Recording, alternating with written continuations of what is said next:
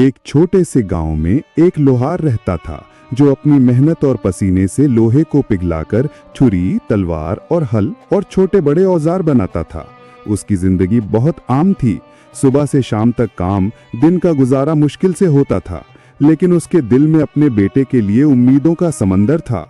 उसने सोचा था कि बेटा बड़ा होगा तो मेरी बुढ़ापे की लाठी बनेगा, लेकिन किस्मत को कुछ और मंजूर था। एक दिन का वाकया है कि लोहार का बेटा, जो शैतानी मिजाज और जिद वाला था, उसने अपने अब्बा से कहा, अब्बा अब्बा, मेरे लिए एक ऐसी छुरी बनाओ जो इतनी तेज हो कि सब कुछ काट दे, पत्थर का हो या लकड़ी का, सब एक ही बार में कट जाए। अब्बा ने हैरान होकर कहा, बेटा छुरी भली ना कठारी, बताओ तो सही तुम्हें छुरी की जरूरत क्यों है, तुम किस काम के लिए मांग रहे हो। लेकिन बेटा चालाक था, उसने गोलमोल जवाब दिया और सिर्फ इतना ही कहा, अब्बा मुझे सिर्फ छुरी चाहिए, बात खत्म, आप बस बना दीजिए। अब्बा ने पहले मना किया, फिर सोचा कि बेटा जिद कर रहा है, अगर मना करता रहा तो घर में हंगामा होगा, इसलिए सोचा छुरी बना कर दे देता हूँ, इसमें क्या बुराई है। आखिर उसने दिन रात की मेहनत करके एक ऐसी तेज धार वाली छुरी बना दी जिसमें उसकी पूरी हुनरमंदी समाई हुई थी। लोहार ने समझा कि बेटा इससे खेती या घर के काम में इस्तेमाल करेगा, लेकिन जैसे ही वो छुरी बेटे के हाथ में आई, उसकी आंखों में एक अजीब शैतानी चमक आ गई। उसका चेहरा बदल गया, उसे ऐसा लगा जैसे उसके हाथ में शक्तिमान तलवार आ गई हो और अब दुनिया उसके पांव के नीचे है। उसने फौरन अपने अब्बा की तरफ देखा और धमकाकर कहा, अब्बा अभी इसी वक्त राजा के महल में जाओ और मेरी शादी राजकुमारी से करवाओ, वरना मैं इसी छुरी से तुम्हारा सर तन से अलग कर दूंगा, समझ गए ना। लोहार का रंग पीला पड़ गया, पसीना छूट गया, समझ नहीं आया कि क्या करे। उधर कुआं था, इधर खाई। अगर राजा के पास रिश्ता मांगने गया तो राजा गुस्से में आकर उसका सर उड़वा देगा, और अगर नहीं गया तो बेटा उसी छुरी से कत्ल कर देगा। दोनों तरफ मौत लिखी थी। वो घड़ी उसने अपने नसीब पे लानत भेजी जब उसने अपने ही हाथों से उस शैतानी बेटे के लिए छुरी बनाई थी। बेचारा सोचता रहा, अगर मैं राजा के हाथ से मरूंगा तो कम से कम लोग कहेंगे कि लोहार ने राजा से रिश्ता मांगा था और इस बात पर उसका कत्ल हुआ, नाम तो रह जाएगा।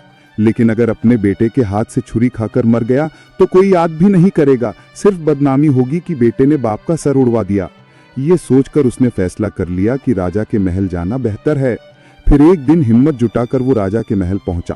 दरबार में घंटी बज रही थी। वजीर, सिपाही और अमीरों गरीब सब अपनी जगह बैठे थे। राजा बड़े तख्त पर बैठा था। लोहार ने हाथ जोड़कर कहा, महाराज मेरी एक छोटी सी गुजारिश है, मैं चाहता हूं कि मेरी बेटी का रिश्ता आपकी बेटी राजकुमारी के साथ हो।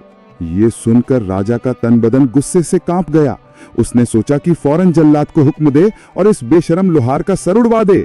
लेकिन तभी वजीर ने समझदारी से राजा के कान में कहा, महाराज अगर आप इसे अभी मार डालते हो तो दुनिया हंसी उड़ाएगी, लोग कहेंगे कि राजा एक गरीब लोहार को रिश्ता मांगने पर ही मार डाला। बेहतर यह है कि इसे ऐसी शर्त दें जिसमें ये उलझकर जिंदगी भर सर पटकता रहे और कभी भी कामयाब ना हो सके। अगर गुड़ देने से कोई मर रहा हो तो जहर क्यों दिया जाए, आप इसे ऐसी शर्त दें कि ये पूरी कर ही ना सके। राजा को ये बात पसंद आई और लोहार से कहा, ठीक है, हम तैयार हैं तुम्हारे बेटे का रिश्ता राजकुमारी से करने के लिए, लेकिन एक शर्त है, तुम्हारा बेटा ऐसा काम करे जो ना आज तक किसी ने देखा हो ना सुना हो। अगर तुमने ये कर दिखाया तो राजकुमारी तुम्हारी, वरना तुम्हारी दास्तान यहीं खत्म। लोहार ने सुकून की सांस ली और घर वापस आ गया। घर आकर बेटे को पूरा वाकया सुनाया। बेटा सुनकर हंसने लगा और बोला, अब्बा फिक्र मत करो, हम कुछ ऐसा करेंगे जो दुनिया देखकर हैरान रह जाए। दोनों बाप बेटा गांव छोड़कर निकल पड़े।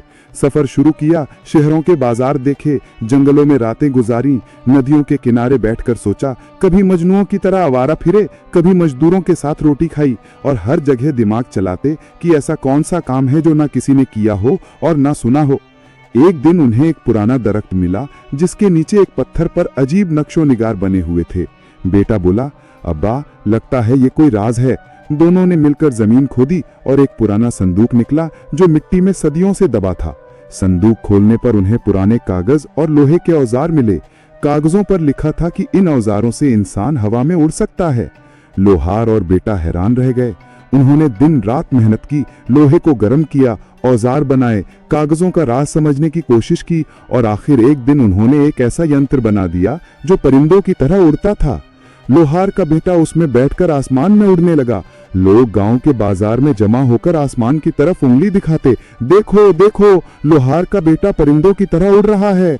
आवाज चारों तरफ घूम गई। हर कोई देखकर दीवाना हो गया। बच्चे तालियां बजाते, औरतें दुआएं देती, बुजुर्ग हैरान होते कि आखिर ये कैसे मुमकिन हुआ। बात राजा तक पहुंची। राजा ने फौरन उन्हें बुलाया और कहा, वाह लोहार, तुमने सच में वो कर दिखाया जो ना किसी ने देखा और ना सुना। अब तुम्हारा बेटा मेरी बेटी का हकदार है। इस तरह लोहार का बेटा राजकुमारी का शौहर बन गया और महल में शादी हो गई। लेकिन लोहार के दिल में एक चुभन रह गई। उसने सोचा कि जिस बेटे ने अपने अब्बा को छुरी दिखाकर धमकाया था, वो कल को राजा का भी नुकसान कर सकता है। लेकिन उसने ये बात दिल में ही दबा ली। दुनिया के लिए ये मशहूर हो गया कि लोहार का बेटा पहला इंसान था जिसने हवा में उड़ना सीखा। लोगों ने इससे तारीख बना ली। लेकिन असल हकीकत ये थी कि एक बाप का दिल अपने बेटे की शैतानी फितरत से कभी सुकून नहीं पाया। और सबक यह है कि जो बेटा अपने अब्बा की इज्जत नहीं करता, वो चाहे जितनी भी बड़ी कामयाबी पाले, अंदर से हमेशा खोखला रहता है।